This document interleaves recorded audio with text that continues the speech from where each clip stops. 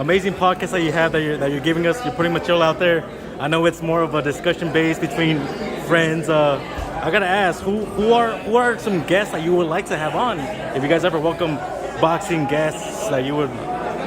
My guy Ant right here, he does the podcast with me. I know a lot of people out there are like, this guy comes from boxing. I know him. I've seen him fight a million times. Hey. I don't know these other dudes. And then over the course of time, you're like, all right, they know a little something about boxing. Ant right here, we've been attending the fights together for a long time. He's been to a lot of my fights on the latter half of my career. And that's just what we want to bring to the sport, or to the podcast, is just a way to entertain people with the sport. I don't think there's enough entertainment in this sport. So that's kind of, for the sake of words, that's our biggest goal is being able to bring some more entertainment to the sport. So when you talk about what guests do you guys want to have, we can get just about any boxer out there. You know what I mean? Our thing is, can we get Emmitt Smith? Can we get LeBron James? Can we get, the who's,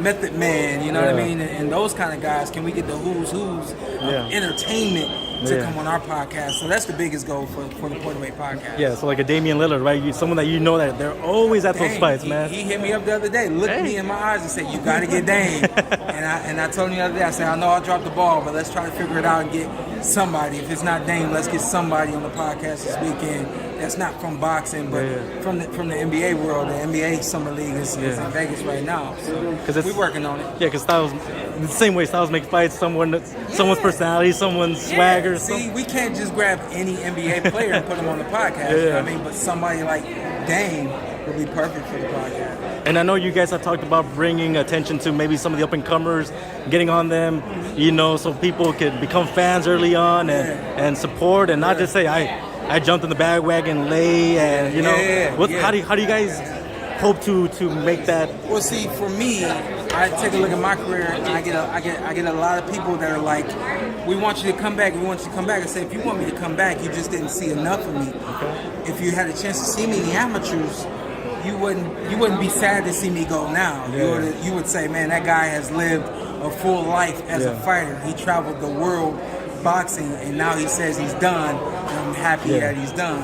I went to Africa, I went to Beijing, I went to Venezuela, Brazil. I mean, the list is very long. And so now the opportunity, amateurboxingchampions.com, is an opportunity for people to follow those fighters as they journey through and go through those big world championship tournaments, and they get to see those guys compete, and see them train, and see their profiles, and all those types of things before they turn pro. And I assure you, a lot of these guys are going to turn pro with a lot of fans that are going to watch them for a very long time because of amateurboxingchampions.com. That's right. And I got to ask, we hold our own podcast called Against the Ropes podcast. I feel like it's therapeutic. It does something for me. I want to ask you, what does it do for you guys personally? What does it bring to you, to your own personal lives? Podcast therapeutic for you? I mean, it's I try to bring in the comic relief to it, but it we want to cross over with the podcast. With the boxing needs to be bigger, man, because everybody that's in the circle, we love it to death. Yeah. But we need to let people know, just because Floyd's not here, Mike Tyson, the game is still competitive and gives us great fights. And that's kind of what we want to put out there. That's why we want to bring in the rappers, the hip-hop, the actors into the game, into our show. Just to cross over and make the sport bigger than what it is. Exactly what you're trying to do. Yeah. I think for me, my biggest thing was trying to be able to kind of extend the side of me that I think people always gravitate towards, and that's the motivation and the inspiration and things like that. So for me on my podcast, it's a matter of always trying to either say something directly or indirectly to my audience for them to feel inspired, for them to feel motivated, for them to feel that I can do it too. You know what I mean? So that's what I take from the podcast, and I think it's always a chance for him to talk. He don't have nobody to talk to, so when you're on the podcast, he get an opportunity to talk.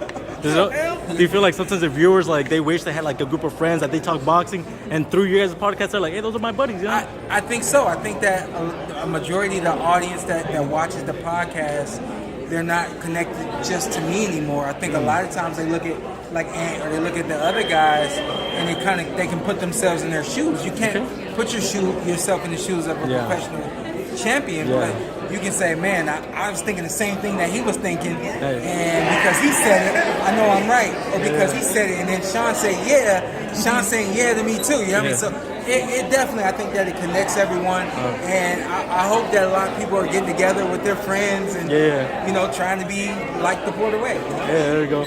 If you guys had to, you know, people are gonna see this interview, they're gonna be like, oh, I'm gonna check out the podcast. What's that one podcast that you guys say you gotta check that one, and then that's gonna kind of tunnel them into the whole podcast? What's up? You got one? That will turn us into us? Yeah. What's like that one podcast? Like check this one out. Number. The Boxing Voice. Check out the Boxing Voice. Okay. No. He's saying An episode. Yeah. Oh. But shout out to the Boxing Voice. What episode would it be?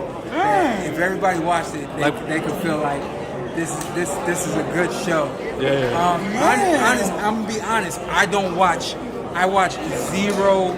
That's crazy. Of the podcast. That's crazy. That's crazy. You leave it all on the podcast. I watch zero of the podcast, but they send clips in WhatsApp where they tell me what everybody's talking about in the podcast. And there have been a few moments where I've watched a clip or something like that, and I say, man, whoever didn't see this, man, they're really missing out. Yeah.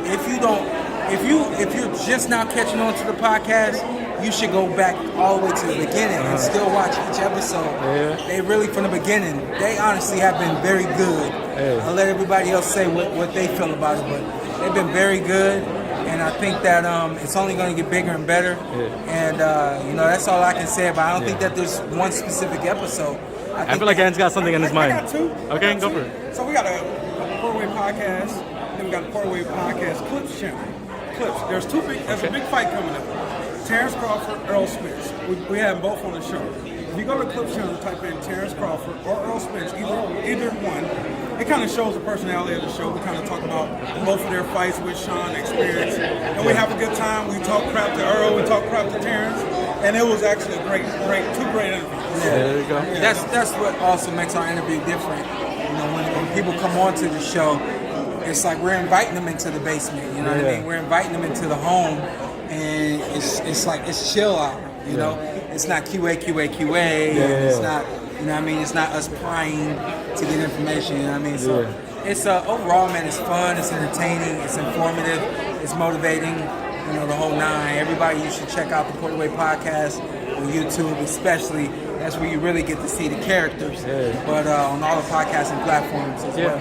I'll say, what to not take too much of your time, guys, what message you guys have for anybody that wants to start a podcast? Not necessarily just a boxing podcast, but one, you know, in general. What's like one advice you guys have? Consistent. Every week. And yes, sir. When we first started, yes, sir.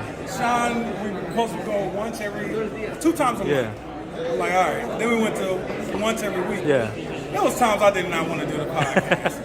But about 6 months, it's a routine. It's a routine. And it's fun now. It's part of my life. When I do stuff, I know I got to incorporate the podcast. That's right. So just being consistent, that's half the problem. Shawn? And figure out what you want to give your audience. Understand that before you start a podcast. If you don't know what you want to give your audience, you give them something one day, you give them something another day. Again, going back to that consistency. Find where your knack is and hold on to that and push that out to everyone. There you guys have it. The Porterweight podcast, guys. Check it out. Thank you.